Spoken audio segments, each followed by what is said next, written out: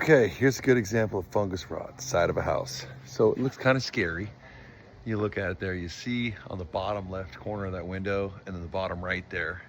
And then you can kind of see around here where even in the corners here and this here, here's some fungus rot over here too. So you might think like this is just water getting in there. Well, it is probably a combination of water getting in there, but also that the wood came out with fungus on it. So when you see that, okay, well, what do we got to do? Well, it's not super hard to deal with. This one here too, same thing. You can see the fungus rot on this here. The lot of wood that they got just wasn't the best quality. All right, so if I was going to deal with it here, I'd pull off this piece of wood here. I'd put a new piece on. I would use what they call quad caulk, and I would caulk the gaps on the edge all the way down. And then I would take areas like this, and then I would caulk this all the way down there before I was to paint this siding, because this is getting a lot of weather. Here, I'd take those white pieces of trim off of there.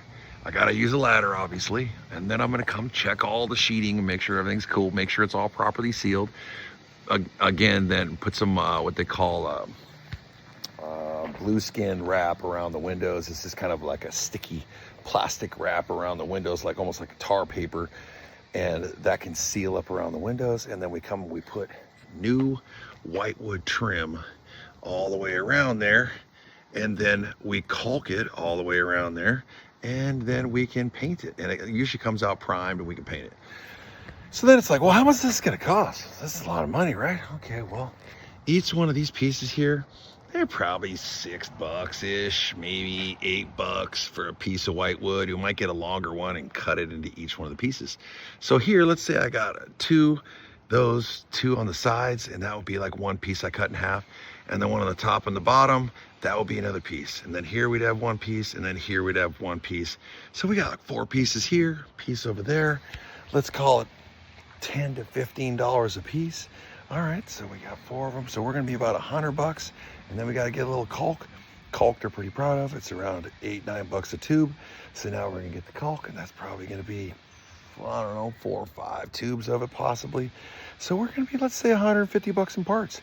Now we need a handy person, or we need a carpentry person to come out here, pop this on, and then when we get done, they might even be able to paint it, or you can paint it yourself. There you go. So now if you're gonna have anybody come out and do it, they don't generally come out for less than $300. It's just not really what trades do these days. So plan on that just to come out, and then you got materials on top of that. And then this is probably, I don't know, I'd give it a half day's work to kind of deal with these couple areas here. And then, yeah, the house is kind of ready for paint. So prepare for that as well. This is kind of the weather side of the house. There you go. That's how you figure it out. All right. I'm just saying.